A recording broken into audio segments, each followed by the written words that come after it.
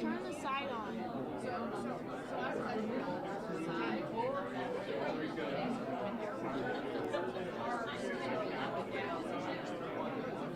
Turn the side on.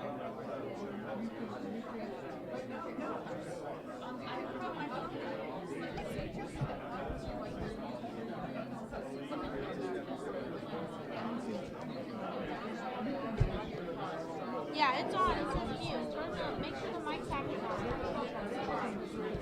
Make sure the mic pack, the receiver is on. Yeah, my receiver is on.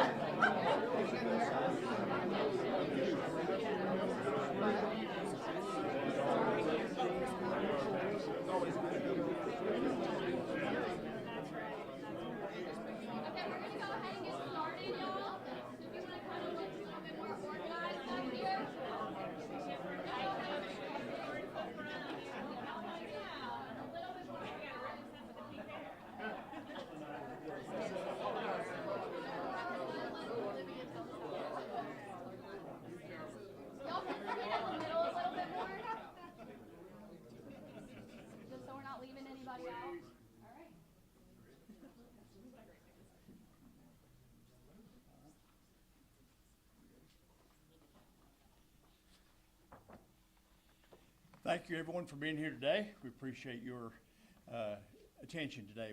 My name is Kevin Corbin. I'm a state senator representing the 50th Senate District. That is Transylvania, Haywood, Jackson, Swain, Macon, Clay, Graham, and Cherokee County, along with the Qualla boundary of the Eastern Band of Cherokees. Alongside Mayor Esther Manheimer, who's behind me here, we've served as co-chairs of Governor Stein's Rebuilding Western North Carolina Committee. Our committee is made up of elected officials, business leaders, school representatives, and community leaders that you see assembled behind us here today. Over the past couple of months, we've met multiple times to ensure that the governor was receiving up-to-date information about what we're seeing on the ground. I'm grateful that he recognized the urgency of the need to rebuild our communities out west immediately, and that he's placed Helene recovery as his very top priority for the year, and we support him in that.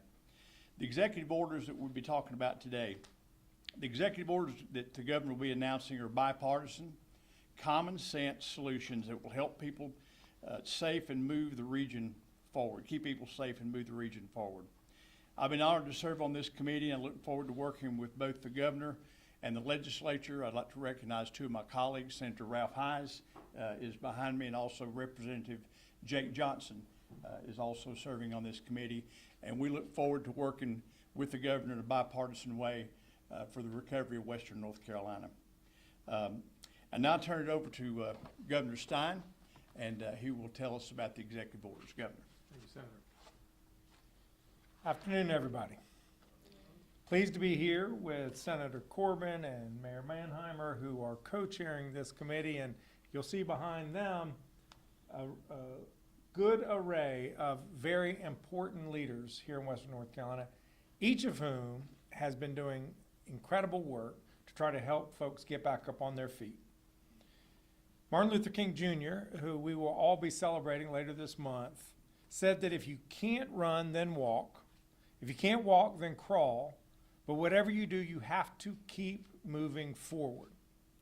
Ashley Gallagher, a Watauga County small business owner, keeps moving forward because she turned her indoor skate park into a distribution center for food, water, clothing, heaters, and construction material. And in Canton, WPTL radio station owner Terrell Evans keeps moving forward when she practically moved into her small radio station to broadcast as many hours of the day as she could to give critical information to the residents of Haywood County. These two women like tens of thousands of other people in Western North Carolina, have found a way to keep moving forward. And that's exactly what we are here today to do. Hurricane Helene's impacts on Western North Carolina have been absolutely devastating. More than 100 lives lost. Tens of thousands of residences have been damaged or destroyed. Vital infrastructure, roads, water and sewer, wastewater, communications, electricity were compromised. 8,000 private bridges and roads have been damaged or destroyed.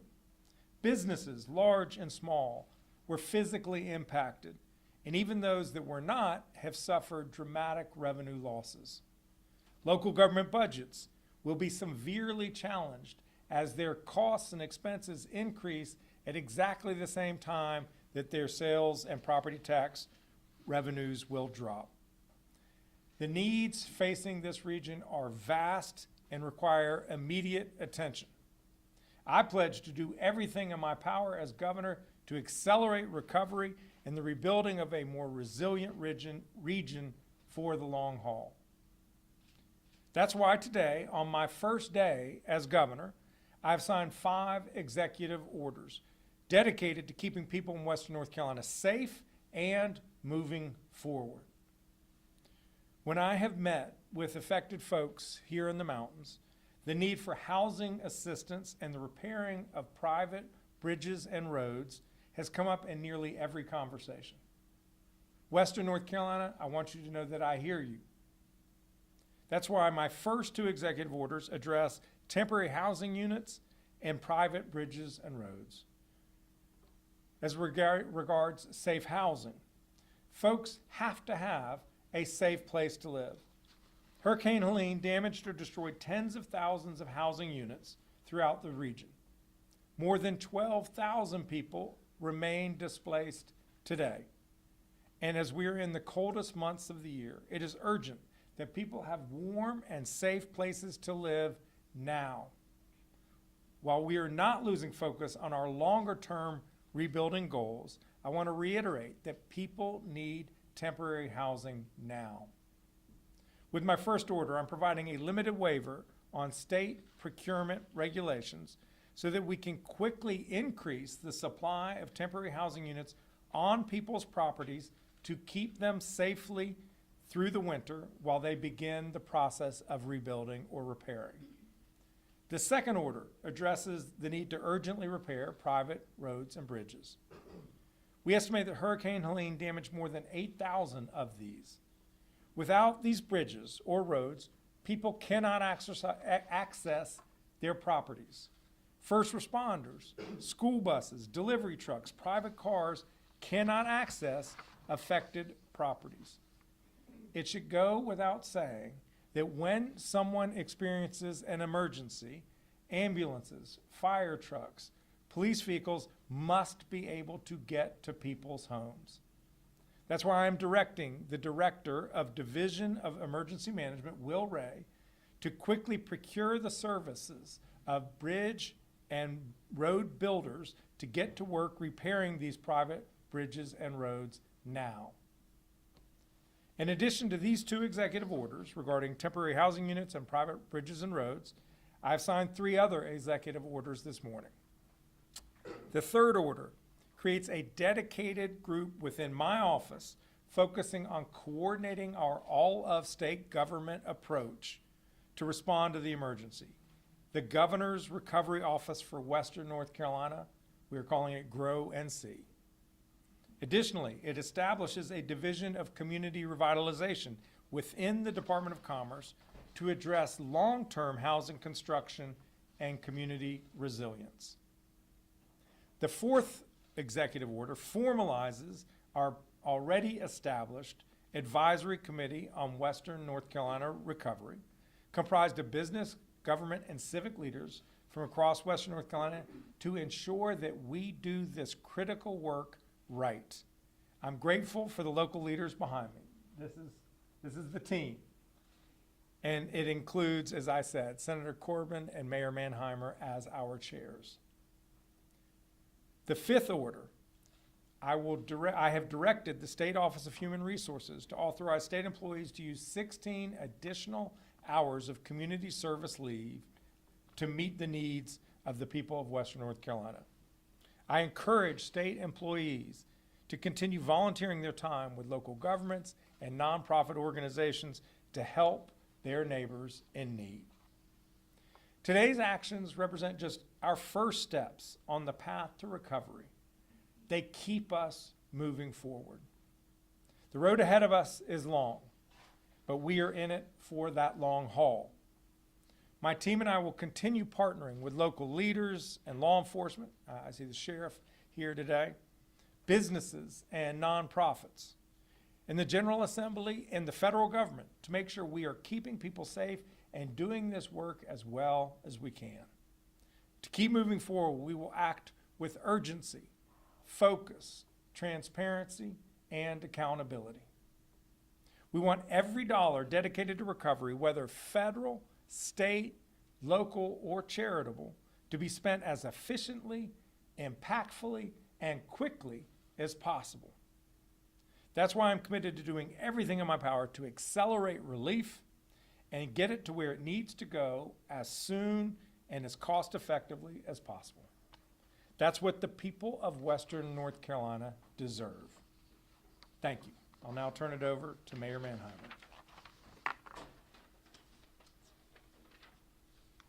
Thank you, Governor. Again, my name is Esther Manheimer, and I have the honor of serving as the mayor of the great city of Asheville, North Carolina, where we all are right now. As Senator Corbin mentioned, we have been and are co-chairing the Rebuilding Western North Carolina Advisory Committee. Many of the members are here standing with us today. And I've been proud to share information on the ground about the ways people in Asheville are both coming together after the devastation of this storm and continuing to struggle, highlighting the importance of continuous focus on our recovery.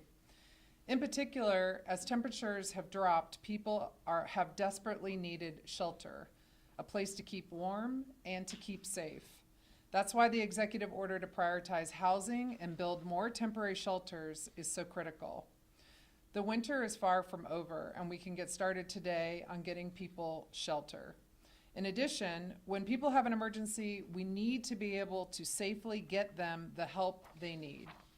I'm glad to see Governor Stein taking steps to get our private roads and bridges repaired and replaced. Safe passage is critical to the functioning of everyday life here in Western North Carolina, as well as making emergency response possible.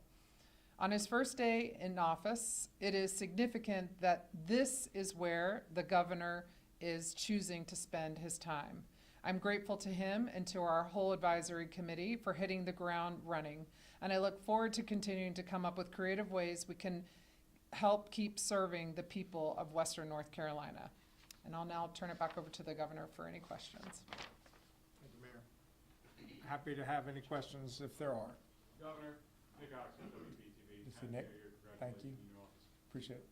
As you stand here today, less than a month ago, Encore ordered contractors to stop rebuilding homes for people impacted by Hurricanes Matthew and Hurricanes Florence because they were out of money. So as you're here in Western North Carolina today, what are you doing to make sure Encore has the funding to continue rebuilding in Eastern North Carolina? And what are you going to do to ensure that Western North Carolina gets rebuilt faster than the hundreds of people still out of their homes in Eastern North Carolina? Yeah, today we are talking about these temporary housing units here in Western North Carolina, which are 100% funded by the federal government through FEMA. So what we want to do in these first 6 months, when FEMA is giving 100% reimbursement, to get as many people into these temporary housing units as we possibly can so that they can be on their own properties, safe, overseeing the reconstruction and rebuilding of their properties. Encore will remain in operation, focused on the critical work of making sure that the people in Eastern North Carolina who suffered from storms years ago get their homes finished. We will be certainly working with the legislature to make sure that the funding that is necessary to complete that job gets done, because those folks need finality as well. But to clarify, is Encore not going to take over a role in rebuilding Western North Carolina after? No, Encore has an important job to do, which is to finish its work in Eastern North Carolina. We are not going to distract them from that job. They have mission one.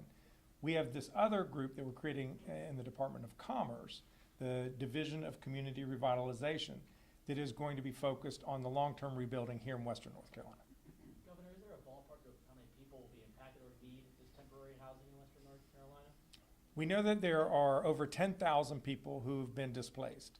Some of those people are in satisfactory housing, and maybe they're at a family member down the street and they don't need something. Other people are in a temporary apartment or hotel, and for them that's the right solution. But we know there are many people who want to be back on their property. They just don't have a shelter to do that safely. So we are going to be out there talking to as many of these folks as we can and say, this is your option. Do you want to take it? It's their choice. Governor, how are these waivers going to speed up that process? And is it specifically for the FEMA temporary housing unit? Because through traditional procurement policies by the Department of Administration, we would have to let these contracts that may take 30 to 60 days to be finalized before we could start doing the first one. So we've directed the Department of Administration in partnership with the Division of Emergency Management at the Department of Public Safety to cost effectively find vendors and get these trailers deployed now while we're on a dual track going through the traditional procurement process so that 30 to 60 days when those contracts are let, we can use those contracts instead. Has there been any talk at the state level about allowing these FEMA units in the special flood hazard area? Yes, there have been issues as it relates to, there are two entities which are going to be putting these temporary trailers on people's property. There's FEMA, which has been ongoing, and they have federal regulations and requirements that we as a state do not. So what we are now standing up is a dual track state process where we will have more flexibility to get these trailers on people's properties much more quickly. But the state process, you're not putting FEMA trailers with that process. So it's a state process, but paid for by FEMA. So we will be ultimately reimbursed. As I said earlier, FEMA generously, President Biden granted Governor Cooper's request to have 100% reimbursement of these initial expenses for the first 6 months. And as you know, we're still in those first 6 months. So what we want to do is get as much of this work done within 6 months as we possibly can because FEMA has guaranteed to reimburse us at 100%. Governor, I have another question. There are no others. I want to talk about your conversation with Kevin Crutchfield when he was a representative in the State House. Then Representative Crutchfield has confirmed you two spoke about his vote to uphold or override the veto by Governor Cooper of a bill while he was applying for a job in your administration. Your office didn't respond to my request for comment about that conversation. Was it appropriate for you to speak with him while he was seeking a job in your administration? I spoke to many members from the General Assembly, probably some of them here behind me, urging them to uphold the governor's veto because I think that bill was a bad bill. Concurrently, he did seek employment in the administration, but they were unrelated phenomenon. But the belief on Can we get a Joe, question from someone else just so we can if I hear can get a everybody? follow-up, Yeah, but belief on we're Joe trying to make Street. sure we get everyone's Hi. questions, so can we? There were no other questions, that's why I was asking this one. So the belief on Jones Street is that Representative Crutchfield was seeking a job in exchange for voting to Well, uphold the that is absolutely untrue. I can't control when the legislature took its bill.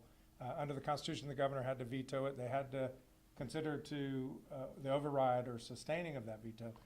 Meanwhile, I got elected governor and was seeking an administration. So totally unrelated phenomenon. Yes, sir. If they were unrelated, No, then why didn't your staff respond to my inquiry weeks ago, Governor? I cannot even, Why didn't they respond to I my inquiry cannot, weeks ago? I cannot tell We you. have another question. Yep. Governor, we have another reporter asking a question. He just texted me. What is your response to an appeals court ruling that charges should be dropped against a teen who made a social media comment about shooting up a school because he also made a comment that it was a joke? Have you heard about that? I haven't. Obviously, I'll go back and read the case and I would actually say, you can go back to the Attorney General's office and we'll give you a comment, but I'll have to talk to Jeff Jackson about that. Yes, sir. Corey Valancourt, Smoky Mountain News. Yes, sir. In your previous role as Attorney General and now your new role as Governor, can you tell us how much time and effort the state has spent investigating claims of donation fraud or ill-gotten gains related to the outpouring of donations that Western North Carolina has seen? If anybody has complaints or concerns about any potential fraud, whether it relates to charitable fraud or price gouging, file a complaint with the Office of Attorney General. Jeff Jackson will take those complaints with utmost seriousness and act to protect the public. And had you seen anything like that before you took office? No, we had not gotten a substantial number of complaints as regarded to donation fraud. All right.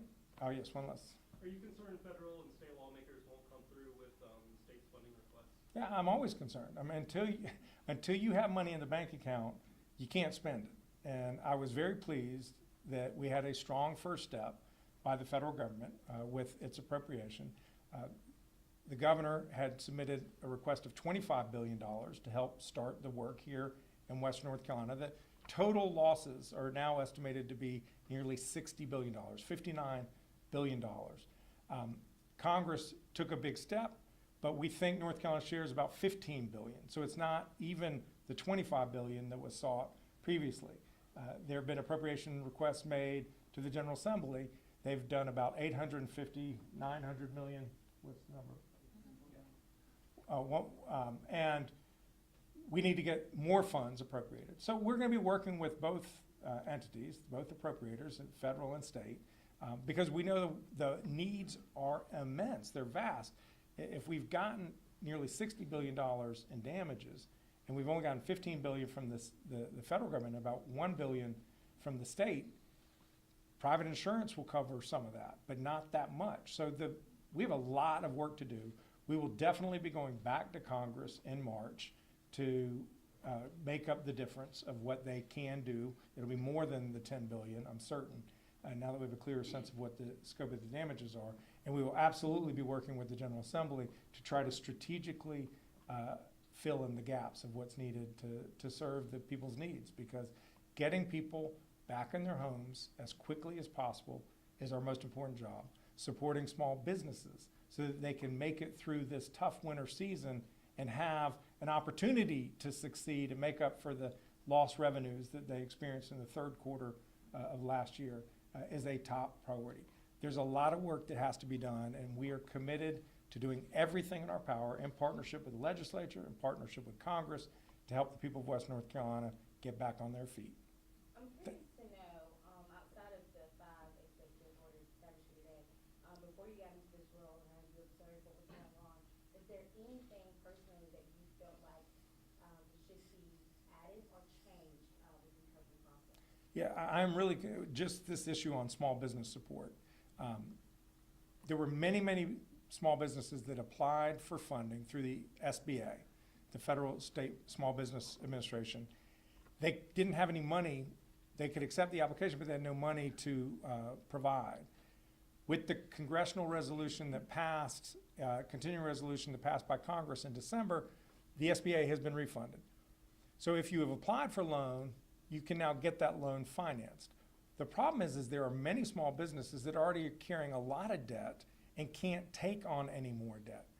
So we have to be very creative in partnership with our legislature and in partnership with our federal representatives to come up with a different kind of program, a grant program that can help businesses stay alive, continue to go operate, so that when people start coming back en masse in the spring and summer, they're still here. Because if they fail, if they don't make it, there's going to be a cascading pain that goes throughout Western North Carolina.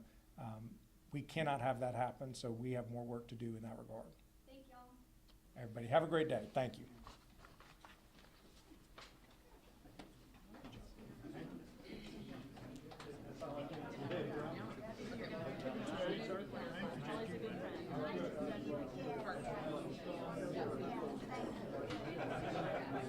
you.